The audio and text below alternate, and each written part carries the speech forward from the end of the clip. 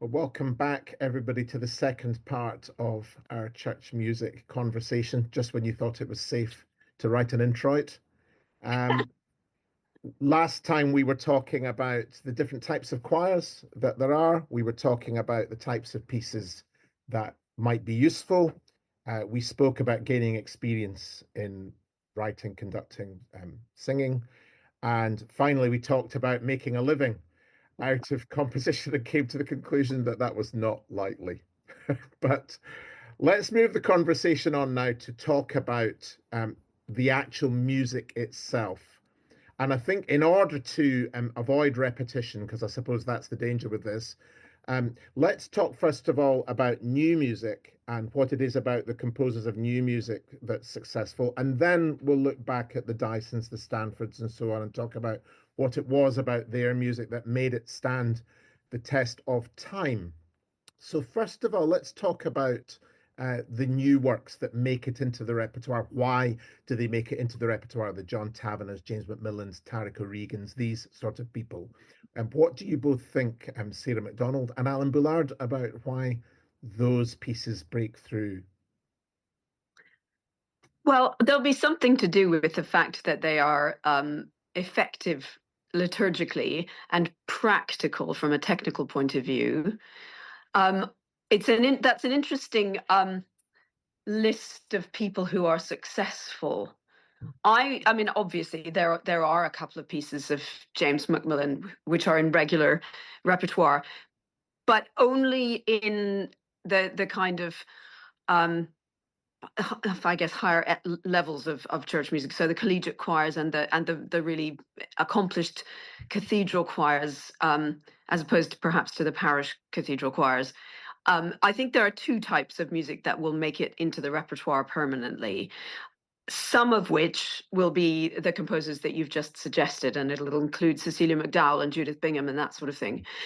The others are going to be the stuff that is more akin to what Dyson and Stanford were trying to do. So they're going to be getting those sorts of composers are going to be getting into the repertoire in parish choirs and in sort of smaller cathedral foundations. And therefore they're also going to be in regular use at the upper echelons, because actually we can't even in, the sort of ivory towers of the University of Cambridge, I can't do James Macmillan and Cecilia McDowell every day, because actually even a lot of that is even quite hard work, and if we only have 20 minutes rehearsal time, we actually need a bit of Stanford or a contemporary equivalent.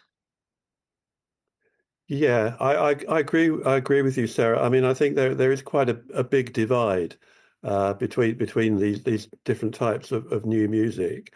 I mean, I sing in a church choir where we just about occasionally manage to do, for example, Advent Sunday, we did the James Macmillan, forgotten its name, but you know what the piece I mean. Oh, Radiant Dawn. Yeah, that's it. Oh, Radiant Dawn. Thank you. But it took a bit of work, and in the small church choir that I sing in, we certainly wouldn't be able to do that every week. So for us, what we find very useful are flexibly scored anthems, of which there are now a great many. I've been involved a bit myself with that in editing some series for Oxford. But the sort of new anthems, which are written in a way in which they can be sung by basically whoever turns up on a Sunday morning for the choir. So certain parts are optional; they can be looked at in different ways. Now, and inevitably, when composers write for that sort of combination, they're not going to write in a style which is necessarily groundbreaking, but they're going to write in a style which is singable on a short rehearsal, and in a style which doesn't frighten away the congregation. And I talked a bit about that last week, about how music for worship is a different category to many other types, and so stylistically accessible, performably accessible, and there's quite a demand for that kind of music, not only in this country, but also in the United States, where they seem to be publishing a lot of music along those sort of lines. But it is a dividing line, and obviously composers need to be thinking about what kind of church or cathedral or chapel they're providing their music for.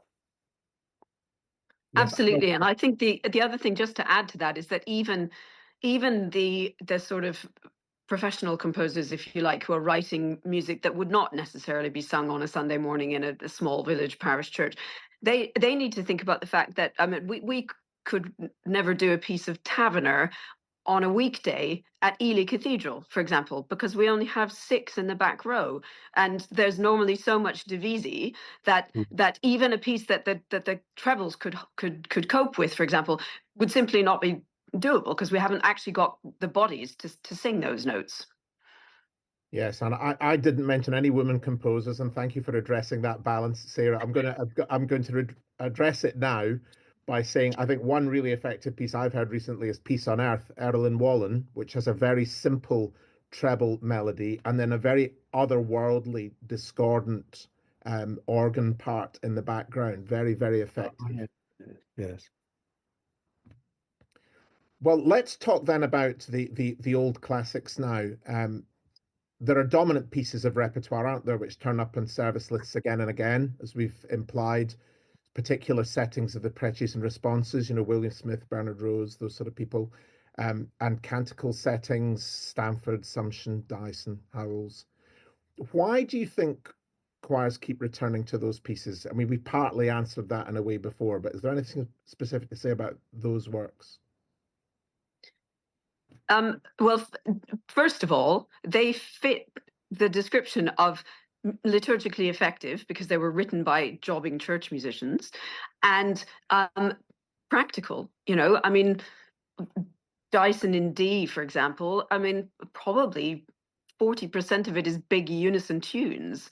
So we can even do that on a weekday when we've only got 6 in the back row. They don't often thank me. Dyson in F is rather better for that particular scenario, but they were written for decent, well-trained amateur singers in most cases, rather than for the BBC singers, as we've mentioned before.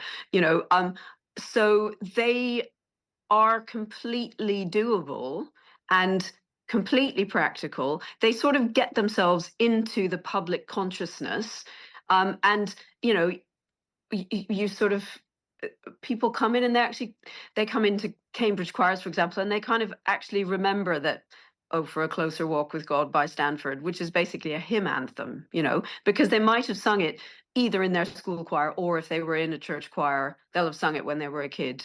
And so they're already kind of received knowledge, I suppose. Yes. Yeah, I think, and there's also, of course, the practical fact that these things have a way of self-perpetuating themselves because the singers in the choir know them, and so when our choir director is looking at a particular Sunday, he'll say, "Oh, let's get that one covered because we all know it. We just need to run through it." So yeah, it's a self-perpetuating thing to some extent. So what are the typical problems that you see in submissions of new church music? I suppose, Sarah, that's directed at you. Okay, well, the fundamental one, which I'm afraid drives me crazy, and I just bin stuff, that is illiteracy. I can't cope with musical illiteracy, and that's often a product of people using Sibelius not to type up and make legible a well-conceived and well-crafted score, but they compose from Sibelius. Now, I mean, I don't actually write stuff out by hand and then type it up because I actually, I've studied composition and stuff, but I think that's really crucial. You've got to know what you're doing. You've got to understand how to prepare and resolve dissonance, or if you're not going to resolve the dissonance, then that's got to be an obviously conscious decision, and it's got to be treated consistently. You've got to know how to set words appropriately so that the musical stress it coincides with the linguistic stress. You've got to know not just, I know we talked about this a bit in the previous session, but not just about range of singers, but also about tessitura. You've got to do very basic things like allow them to breathe. You've got to be writing an organ part, not a piano part. All of those sorts of very basic technical literacy things.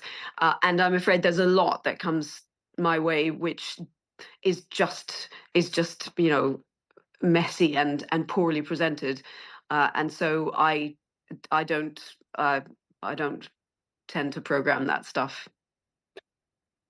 I've probably come across, not as much as Sarah, I'm sure, but I've certainly come across pieces that presented in the way that you describe, and for many years I was teaching composition, and so of course I spent a lot of time trying to address all of those things that Sarah's just said.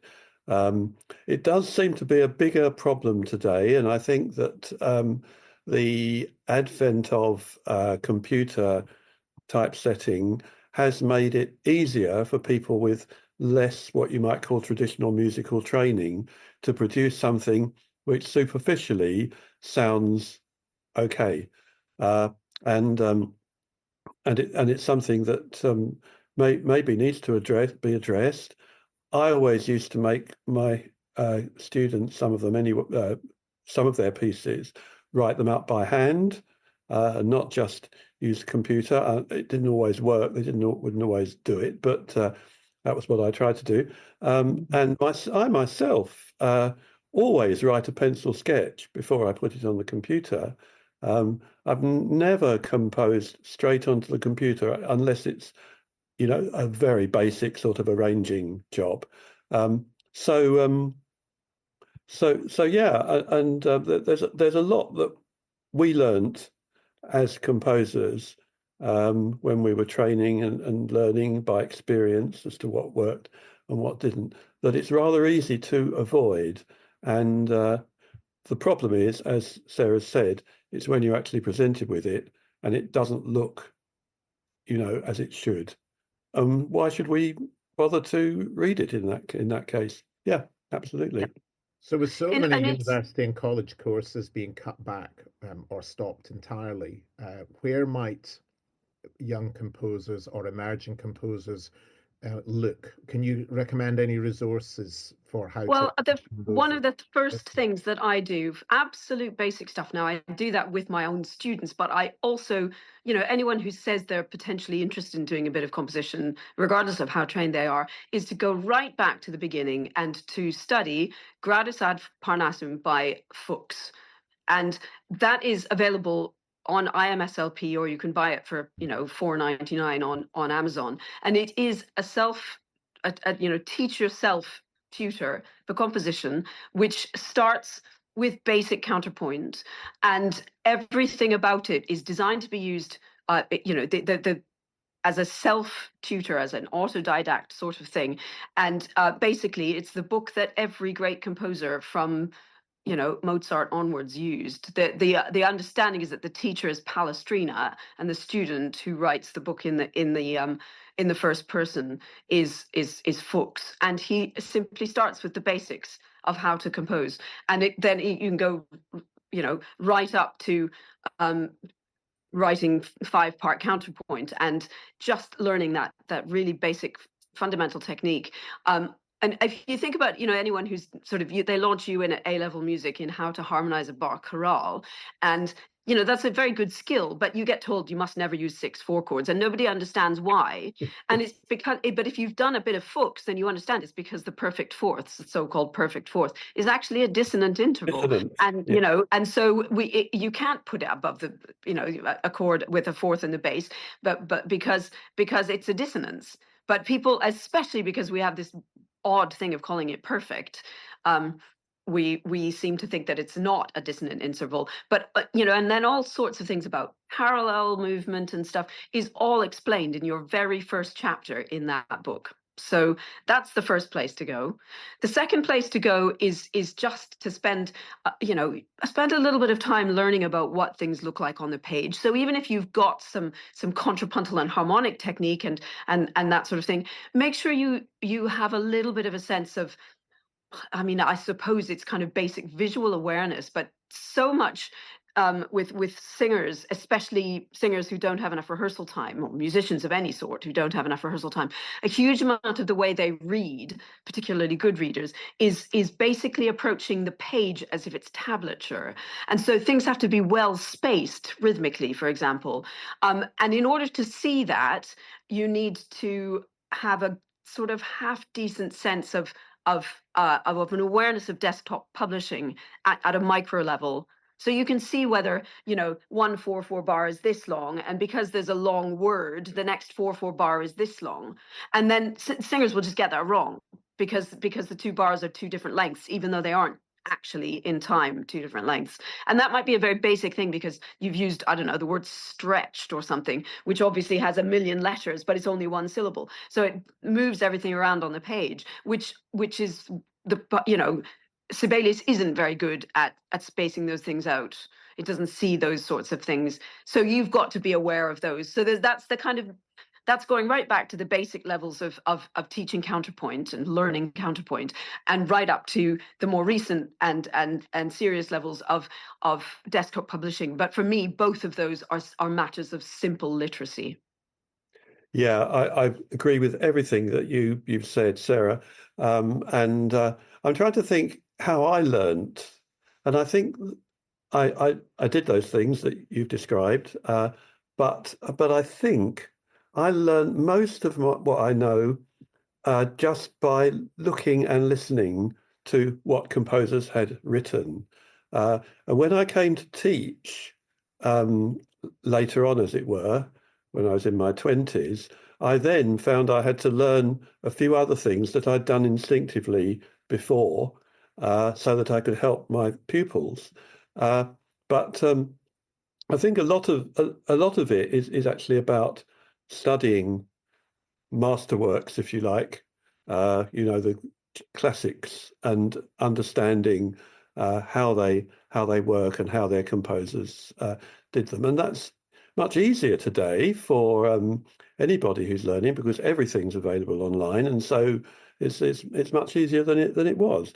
I think the other thing about presentation that you mentioned, and the stretch syllable and all that sort of thing, you will use desktop publishing much more effectively if you've also worked as a music copyist. And I worked as a music copyist for a time, and you know, that is a really good way of understanding how music is laid out, which you can then apply to the desktop work. I'll stop there. How much rehearsal time do the different types of choirs tend to have? If you could go over that for us. We did cover it in part before. So making obviously a differentiation between local church choirs, university chapel choirs, cathedral choirs, and then this sort of top level BBC singers, that sort of thing. What sort of guidance might we give composers who are listening? Well, I can speak obviously for cathedral and collegiate choirs. So in Ely, we have an hour in the morning with the children every day, well, 4 mornings a week before school. And in that, you know, you have to do the psalms as well as, you know, say if you've got evensong that day, you've got psalms and office hymns and responses and anthems and canticles. And obviously the children don't necessarily read as well as grown-ups, as you would expect. And by that I mean English as well. So you've got to take into account, if you've got 60 verses of psalm, you might have to define half the words, quite apart from telling them how to pronounce them. So, but there is an hour there. Then at the end of the day, the adults turn up at 5. We stop rehearsing at 5:15, and we sing evensong at 5:30. So putting the whole choir together to prepare for evensong is 15 minutes. And so that's why Stanford in B flat appears on a regular basis. And if we've got one new piece, for example, if there is something new that we want to do, we will have to build that in to our learning process over a number of weeks with the children. And then the adults will be expected to prepare it on their own. And on that day, you would not rehearse everything else. You would just rehearse, say it was a new setting of the canticles. You would just rehearse the canticles. The adults would, as I say, would prepare in their own time. And then we put it together in 15 minutes. So you still only have 15 minutes. In Cambridge, most choirs have 55 minutes to an hour before evensong every day, but the first 10 minutes of those are inevitably getting them out of their, desk or lab coat because they've been working academically all day. So, and there's got to be a sort of some sense of relaxation about it, because choir, even for the music students, is entirely voluntary. But we would have a little bit more time, but we rarely have time. Certainly at Selwyn, I don't have any rehearsals outside of the service. So I might have a sight read through something that's coming up, maybe on a Sunday when we've got 15 minutes extra. But otherwise, we rehearse the whole service in the hour before evensong. So you might, if you've got a new set of canticles, you might manage to spend 30 minutes on it, maybe even 35 minutes, if we're really careful about choosing an anthem and responses and psalm that they all know already. But you're not going to get more than 35 minutes rehearsal time. In the a small church choir that I sing in, which is actually a United Reformed Church, not a Church of England church, every Sunday we have an anthem and a short introit as well. And the rehearsal is once a fortnight for an hour and a half in an evening, and before the service, 20 minutes, and that's it. And some choirs like that use, rehearsal backing track tapes and things that they send out on email. We don't do that. So it's fairly tight, but it works. And I think at the elite professional level, the BBC singers would probably have, they would do a session, because they're obviously a kind of full-time choir. They might have a 3-hour rehearsal session when they prepare an entire program. But the other thing about the BBC singers is that they are professionals, and they're professional singers. They're professional. They have professional vocal technique, and they have professional reading ability as well. And they are, an extraordinary international treasure. And it's really hard to kind of compare them to what's going on anywhere else, I think. So what I would like to do now is 3 technical areas. Voices, we're going to talk about trebles and compared to adults on upper lines, organists, and what they can and can't abide. So let's just look at those 2 things for a minute. So we have a lot of people, obviously, in churches who are working on a semi-professional level as singers. How does their vocal technique differ from that of, say, conservatory trained singers? What differences might composers be writing for? I suppose that's a difficult question. I mean, I think the thing about the conservatory trained singer is that, if they're soloists, they're just going to be singing different kind of repertoire that might be more virtuosic or longer phrases or whatever. Having said that, I mean, with Selwyn Choir, we did a concert yesterday when we sang Handel, For Unto Us a Boy is Born and a Son is Born, and that was that's full of all kinds of technique because it's full of semiquavers. But then most amateur choral societies would sing the Messiah once a year. So I don't think there's a huge amount of difference necessarily between a kind of decently well-trained amateur and a professional in terms of how you would compose for them.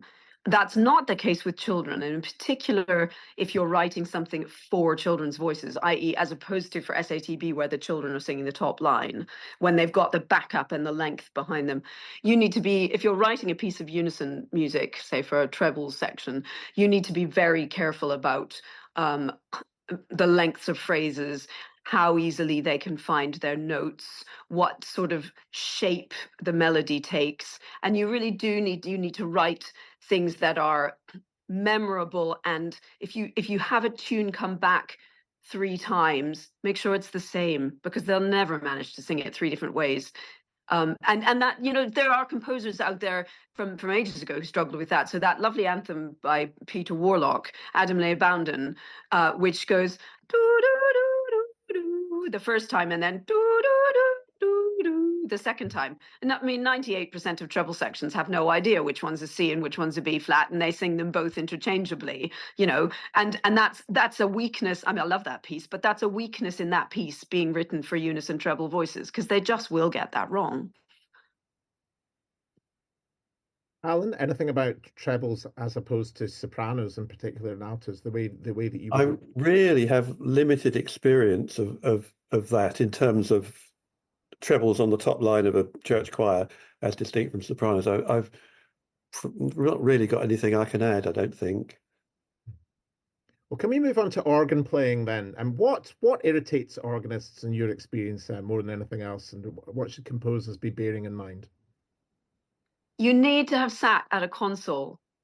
Even if you can't play the instrument, you've got to know what it does. What's the role of the pedal?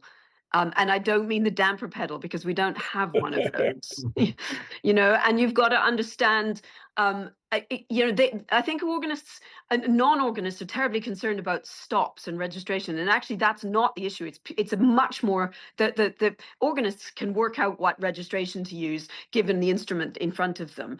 But it's much more to do with texture and the range of things. So you're going to find, if you're, you know, your left hand is going to be around middle C way more often. The left hand is not down here with the right hand up here. The left hand's in the middle. The pedal is dealing with the bass part, and then you can have, you know, either further chords or a melody or whatever in your right hand. But that understanding of texture, regardless of what stops are on, is something that non-organists are surprisingly bad at, and it's very, very different from writing for piano.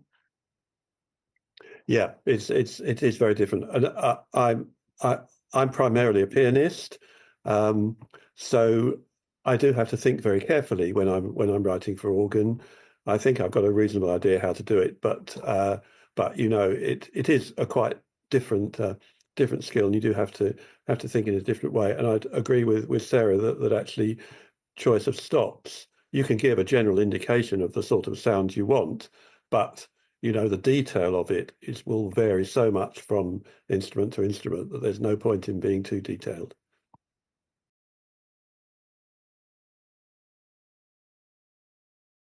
Welcome back from the intermission and the messages from our sponsors. I think we're going to go on to answer the last few questions. Is it impossible to publish genuinely original and challenging church music, given the fact that most liturgical choirs are amateurs? I think that's a very interesting question from Alex. Do we have to be conservative because of who we're dealing with? I mean, I don't know quite how you define originality, nor do I quite know how you define possibility, but something innovative could be something which is not challenging to perform. But you know, something original originality doesn't mean it has to be really complex. But it's like so many of those things, you can't, if it's original, you can't imagine what it's going to be like unless you're the person with that spark of originality to do it. So the answer has to be yes, it's possible, even if one doesn't know how. Does that just sound silly? Yeah, I agree. I think the other thing that's interesting, of course, is that this whole notion of originality is a very 19th century concept, isn't it? I mean, the word origin, that something that was original came from something else in the beginning. That's what that word means. It has an origin. So innovative and completely new, maybe, but you know, something original might be based on plain song, and that's actually a a really legitimate thing. That's because it has an origin. So that complicates matters as well. The other thing is that this is where you come back to the fact that the music for the church, it has a different purpose. And if you're setting out to do something groundbreaking and you're setting out to put your stamp on the liturgy of yourself as a composer, then your priorities are wrong. Now, that's not to say that you mightn't actually do that, but you might well put a great stamp of groundbreaking magic onto a piece that you've written, but your priorities have to be different. And I think that's where someone like James Macmillan succeeds. Now, he has written some music that is sort of groundbreaking in a particular way, although there's nothing, it's not, sort of groundbreaking for the sake of being groundbreaking. It's groundbreaking because he himself has an extraordinary musical imagination. So if you take something like a new song, which is SATB and organ, and is one of James Macmillan's, he does write for a parish choir. It's one of his parish pieces. It can be done by a parish choir because it's very repetitive. It's just a tune. But it's got all kinds of unusual musical techniques, vocal techniques in it, and then and lots of kind of Scotch snap sort of rhythms and ornamentation and all kinds of things that you would not find in a piece of Stanford. And when you look at it on the page, it looks like it's going to be difficult. It's not difficult at all. It's got a sort of aleatoric organ part, which that's not groundbreaking in some ways, but it's not usual in that kind of repertoire. And then the last page of it is this enormous explosion of sort of liturgical joy, I suppose, if you like, from the organ, in which the choir doesn't participate at all, which structurally that is extremely unusual. And so that piece has all kinds of aspects of groundbreaking. That is absolutely bog standard repertoire in many, many places now, because it's an entirely practical piece of music. But It's not James Macmillan going, look at me, look at me, look at me. It's James Macmillan expressing something about, the coming kingdom, because it's very much a kind of end of kingdom season, beginning of Advent sort of piece. And that is utterly extraordinary. So you can do something groundbreaking, but you've got to have your priorities right. I had a year of composition teaching from John Caskin when I was at Durham, and I wish now I had continued beyond the first year in that. But he didn't really talk much about sort of techniques and literacy. It was more looking at composers writing across the 20th century. But I remember him writing an extraordinary piece we did in Durham Cathedral that was all to do with the spatial organization of the choir and crescendos and decrescendos across. And it was absolutely extraordinary, this antiphonal effect that he created. And when you're sitting in the audience, you didn't quite know how he'd done it. I can't remember what the piece was called now, but that was just using simple musical elements to do something very new and interesting.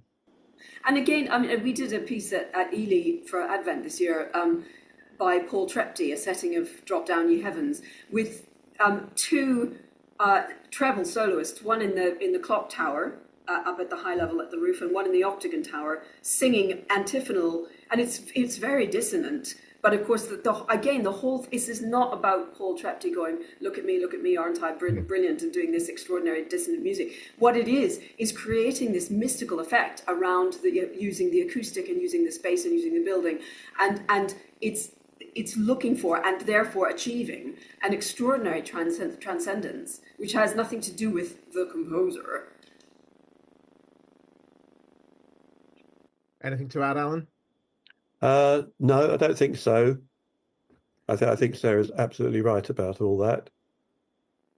Well, let's move back to, there was a question about organists that I missed out, so I'm going to use it now. And this is an interesting one from Alex, which is, how true is the stereotype that organists will only play music that they can sight read? I mean, I've never heard that before, so it's obviously not a stereotype. And this is me wearing my president of the RCO hat. I've never, ever, ever heard that before. So it's not a thing. I think Alex must have met one person who said that to him. I don't know. Yeah, in my limited experience, yeah, I mean, organists have to practice. They have to learn new repertoire just like anybody else. It's true that sometimes they might be in a bit of a rush, so therefore it's useful to have pieces which you can pull off the shelf and can be performed easily, but that's not quite the same thing. Exactly. Well, let's lighten up on the organist then and move to a different question. This is an interesting one for me because, as Sarah knows, I love a parallel seventh.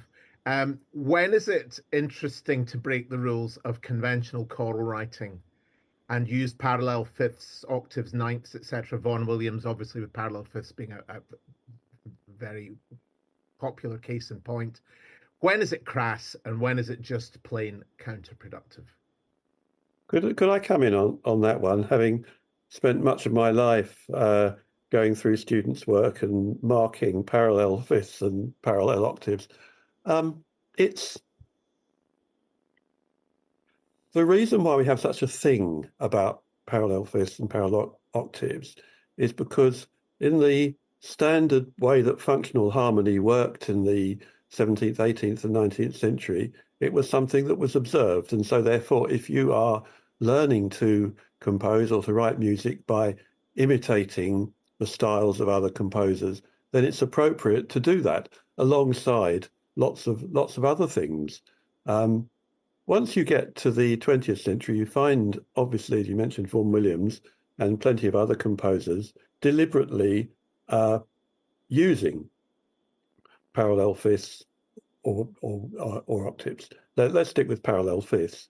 But let's remember that stylistically, if we go back to the age of plain song and parallel organum and so on, parallel fifths were an absolutely essential part of the style.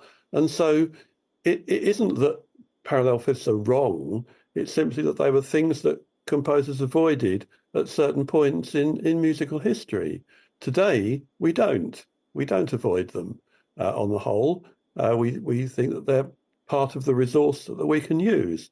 Now, if we write something which in 90% of the time sounds as if it could have been written by Mendelssohn or Stanford or Bach or whoever, and then we have a parallel fifths or parallel octaves, that's when it could sound wrong because it doesn't fit with the style neoclassical aspects, if you like, that we're using. But if we're not doing that, if we're writing in a style in which some other musical language is the background of it, then it's clearly not a problem. People do get very hung up about parallel fifths and parallel octaves, I think, and sometimes feel that they're to be avoided at all costs. People have done that with me and said, you've got parallel fifths there. I say, yes, I know, and so. Anyway, I'll stop going on. That's my. I agree absolutely, completely. And I'm somebody, I teach part two fugue in Cambridge, where you actually move down a class mark if you put parallels in, because you're trying to write in a consciously pastiche Baroque style. But I wrote a arrangement of Noel Nouvelet actually during the pandemic, so for 3 solo singers, which is based entirely on a set of parallel fifths that move back and forth in the accompaniment with the tune above it.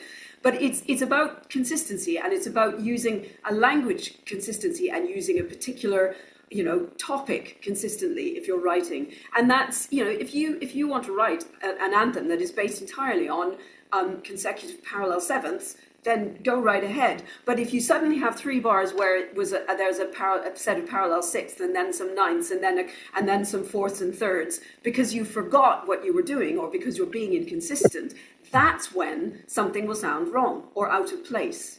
So you need to be consistent. You also, it's the same if you're using a particular tonal palette. If you're writing in a mode, for example.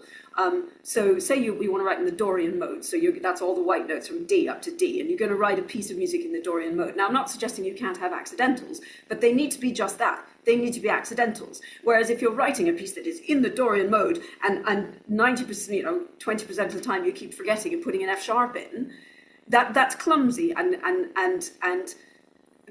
means the piece lacks coherence tonally. So you want to have a tonal language, either in terms of harmony or melody or mode, or in terms of rhythmic stuff is the same. If you and I often deal with this with my fugue students. So if you think of the well-tempered clavier, there'll be one particular rhythmic element that is, you'll find it in every single bar. So if you look at a Bach fugue, if he decides that his counter-subject is going to be made up of semiquavers, the rest of the fugue is made up of semiquavers.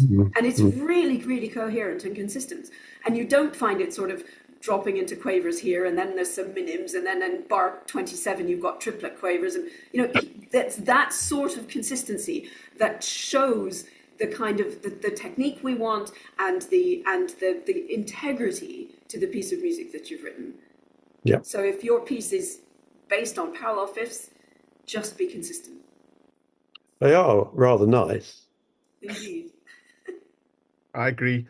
Right, there are two remaining questions I think that are worth us exploring. I'm going to slightly reword one of them, which is, can you give examples of cases where composers have used influences and techniques from other genres, say world music, or say other popular forms, where it's really worked?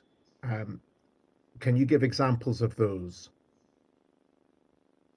And you don't mean just in like arranging things, because obviously there are plenty of choral arrangements of pop songs or perhaps African American spirituals. No, I'm meaning more original music. Because of course, in this postmodern world, a lot of composition pulls its influences in from all sorts of places, doesn't it? In the concert hall. Do you think he has the Swain Magnificat in mind? Oh, maybe. Well, we're trying. I'm a bit stumped by this one. I think I was going to say given notice, but we were given notice because we were sent all the questions, weren't we? But I still feel a bit stumped by that. I'm sure there probably are, but I can't put my finger on a particular piece. I think it may be because I've reworded the question, because the question was how far can we go in absorbing other influences, but I've changed that for can you give examples, because I think I can think of two actually. There's the Missa Criolla and the Missa Luba, both of which are original works, which are very, very strongly influenced or rooted in particular cultural idioms. But neither of them is especially contemporary, if you think about it. They're actually 20th century works. Yeah. But they're both fabulous. So is it maybe fair to say that this is something that composers maybe don't do very much and that maybe they might explore in works going forward? Possibly, although again, they've got to think about, is that going to work on a wet Tuesday in February in Durham Cathedral? I think it must be. It's very hard in a church music context to sort of move too far. As we know, there have been various attempts in the 20th century to introduce more jazzy rhythms and all kinds of things into church music, and some of them with limited success, some of them with more success. I mean, I'm thinking there's a rather nice. I think it's a Maganunk by Brian Kelly. Which is Kelly in C, and there's also the Kelly in E flat, which is unison, upper voices. Oh right, yeah. And I mean that you effectively brings a sort of different musical rhythmic language into the church tradition. And John Rutter's Jesus Child does that too, doesn't it? It's got kind of Moroccan or Caribbean rhythms of some sort. Yeah. So there are. I guess one just has to be careful about the old cultural appropriation. Well, that's the thing, isn't it? Yes. Because you've got to do these things with integrity. And I'm not one of the people who thinks, I mean, I did a concert with Selwyn Choir yesterday, which ended with a wonderful arrangement by Paul Ayres of Go Tell It on the Mountain, which obviously is an African-American spiritual. And I'm not an African-American, neither is Paul, and neither is anyone in my choir. But as long as you are able to treat these items from other cultures with respect and integrity, and actually embrace what the two styles are, and it's very much a choral arrangement for an English choir, but has as much of the sort of rhythmic vitality as you would expect from that sort of gospel arrangement. But you've got to make sure that you're being careful, and there will be people who will object to that. The other thing we did was I've got an arrangement of the Huron Carol, which is one of my favourites. But that's dangerous in Canada now, even though I'm Canadian. Huron, very dangerous. Yes. It's interesting, isn't it? Because in writing, in creative writing, sensitivity readers are a thing. You know, where you get someone to look over your text. I don't think we really have that in composing in the same way, because I'm thinking of that whole genre of the Calypso Carol, you know, where you'll have he comes from Da Glory, you know, that kind of thing, where you've got the attempt at the vernacular that maybe just comes across as patronizing if you're not very, very careful. There are specialists in for music as well in that area now. Right. Publishing work with uses somebody who examines everything very carefully. Oh, that's interesting. It's quite a challenge for composers today to not offend somebody with those kind of arrangements. Yes. Well, let's go to our final question, which I'd be interested to see what you say. How far does one need to be a believer in order to write convincing music for religious services? Could I come in on that? I suppose I was brought up as a Christian. I went to church when I was a child. When I was in my late teens, early 20s, I stopped going to church. I couldn't really decide I believed in what it was all about. When I was in my late 30s, I was invited by a church to write an anthem for the dedication of the church, which I did. And I know this sounds a bit unreal, but actually that really was an epiphany moment when I wrote this piece. I actually found that God was speaking to me, and it was actually writing that Christian piece, that religious piece, that actually brought me back to Christianity again, and brought me back to church and church services and all those other things. So I know I'm turning the question round, but actually for me it was writing the music that actually brought me to Christianity again. I won't say any more than that. I also was brought up in the church, and I'd never really stopped going. I don't think one doesn't have to be a believer, but I think one has to have some kind of attraction to music in that setting. And the likelihood is that that's because you're not a raving atheist, but because you're actually a bit agnostic, which of course is what, you know, people like Vaughan Williams and Howells were notable for being. And I think then, I think that's where the point of the music is not about you. And you've got to understand that, regardless of whether you believe it. But I think the other thing is, I think the people that, continue to want to write for the church, even if they say, well, I wouldn't go if I wasn't having a piece performed or whatever, or who the people who maybe aren't composers, but who come to choral evensong for some reason, or Compline because they like the music, you know. Actually, it might well be that it's because there's something other than themselves that is just in the back of their mind. Yes. You know, and it's the people who, I can't remember who the quotation's from, but is it T.S. Eliot or something, but the people who, blessed are they also who stand at the gate, and they can't come in, but they also can't go away. And so there's that understanding that something's going on, regardless of your own personal relationship to it, which means that you want to contribute to it in some way. But fundamentally, that comes back to the issue about the fact that writing music for the liturgy is not the same as writing it for the concert hall. And if you want your music to find its place in the liturgy, then that has got to be the reason you're writing it. Absolutely, yeah, that's absolutely true. And I think also people sometimes, especially if they're sort of a bit outside the church, tend to forget that actually there are so many different types of Christianity. There are many Christians who have a sort of questing approach to Christianity and don't necessarily believe everything that the Bible might tell them, but still feel that they have a relationship with God and a relationship with the Christian tradition.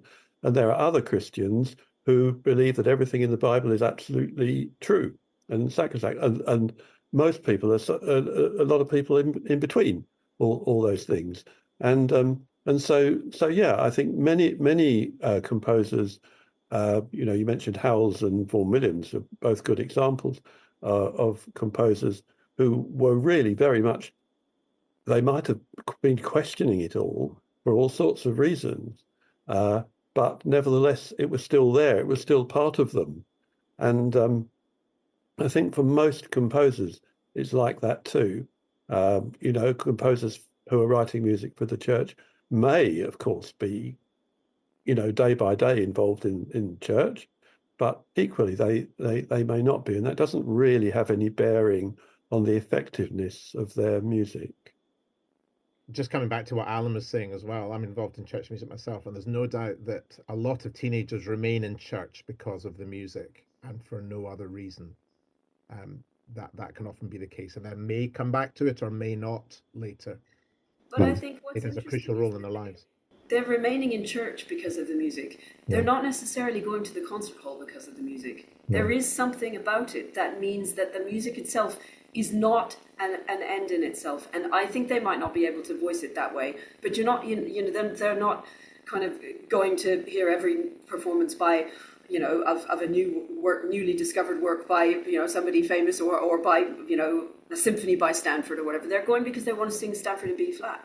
And they're staying for that. Yeah. So there is something, and of course, partly that's cultural, but I think there is something. I mean, I don't think Stanford in B flat is necessarily as brilliant as perhaps one of his great concert works that we don't do. His string quartets are amazing, but I bet those teenagers are not going to hear a performance of the string quartet, but they will stay in church to sing Stanford in B flat on a wet Tuesday in February.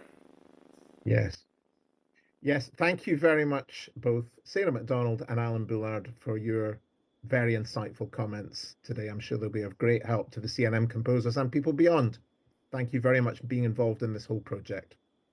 Thank you very much indeed. You're welcome.